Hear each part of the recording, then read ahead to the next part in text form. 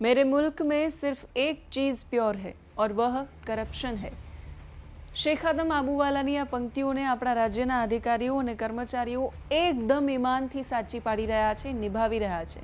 સરકારી અધિકારીઓ અને કર્મચારીઓ જાણે એટલે જ આટલા વર્ષોની મહેનત ને પરીક્ષાઓને બધું જ પાસ કરતા હશે અને પાસ કરીને આ પદ પર આવતા હશે કે એકવાર આ પદ ઉપર બેસીને કટકી કરી શકાય, અંડર ધ ટેબલ લઈ શકાય। પણ હવે તો અંડર ધ ટેબલની ક્યાં સિસ્ટમ જ છે। જી હા, હવે તો ઓનલાઈન લાંચ સ્વીકારવાની શરૂઆત થઈ ગઈ છે। શું છે આખી ઘટના એના વિશે વાત કરીશું। નમસ્કાર, આપની સાથે હું સેજલ।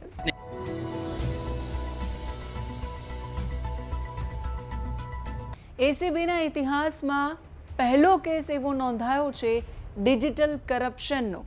જી હા, ક્યુઆર કોડ મોકલીને તલાટીએ લાંચ વસૂલ કરી। ડિજિટલ ઇન્ડિયાની સાથે ભ્રષ્ટાચાર પણ હવે ડિજિટલ બની રહ્યો છે। ગુજરાત સરકારના મંત્રીઓ, એમના દીકરાઓ, ઉચ્ચ અધિકારીઓથી લઈને તમામ વર્ગના કર્મચારીઓ કરપ્શનમાં ગળાડૂબ છે। ગુજરાત એન્ટી કરપ્શન બ્યુરો પાસે આવતી ભ્રષ્ટાચારની ફરિયાદો રાજ્યમાં ફૂલી ફાલી રહેલા કરપ્શનની દ્રષ્ટિએ કદાચ 1% પણ નહીં હોય। જૂનાગઢ જિલ્લાના ભેસાણ તાલુકાના પરબ વાવડી ગામે રહેતા યુવકે કોર્ટ મેરેજ કર્યા। આંતરજ્ઞાતીય લગ્ન કરનાર યુગલને સરકાર તરફથી 2.5 લાખ રૂપિયાની આર્થિક સહાય આપવામાં આવે છે। એના માટે સંબંધિત લગ્ન સ્થળેથી તલાટી કમ મંત્રી દ્વારા અપાતા મેમોરેન્ડમ જરૂરી હોય છે। હવે યુવકે લગ્ન કર્યા। લગ્ન કરનારા યુવકના ભાઈએ પરબ વાવડી ગામના તલાટી જયદીપ જનકભાઈ ચાવડાનો સંપર્ક કર્યો। મેમોરેન્ડમ આપવા માટે તલાટી જયદીપ ચાવડાએ 1500 રૂપિયાની લાંચ માંગી। તલાટી જયદીપ ચાવડાને 1500 રૂપિયા લાંચ આપવા નહોતા માંગતા એટલે ફરિયાદીએ એસીબી અધિકારીનો સંપર્ક કર્યો। જયદીપ ચાવડાએ લાંચ મેળવવા માટે ફરિયાદીને ક્યુઆર કોડ મોકલી આપ્યો। એની માહિતી એસીબીના પીઆઈ આર સોલંકી અને મદદનીશ નિયામક કેએચ ગોહિલને જાણવા મળી તો એ પણ ચોંકી ગયા। ગુજરાત એસીબીના અધિકારીઓએ આ હકીકત જાણ્યા પછી આખી ટ્રેપ ગોઠવી। સામાન્ય રીતે ગુજરાત એસીબી પાસે લાંચનો કોઈ કેસ આવે તો આક્ષેપિત વ્યક્તિ દ્વારા એ પૈસા સ્વીકારવામાં આવે ત્યારે સિરીઝ લખેલી પાવડરવાળી રોકડ રકમ છે એને કબજે કરવામાં આવે। આક્ષેપિતના હેન્ડવોશ લેવામાં આવે। જો આક્ષેપિતે એટલે કોઈની પર ફરિયાદ થયો છે, કોઈના પર આરોપ લગાવાયો છે તો એ વ્યક્તિએ લાંચની રકમ પેન્ટ અથવા શર્ટના ખિસ્સામાં મૂકી હોય તો એ પણ સબૂત તરીકે કબજે કરવામાં આવે છે। હવે આ કિસ્સામાં તો એવું કશું જ થયું નહીં।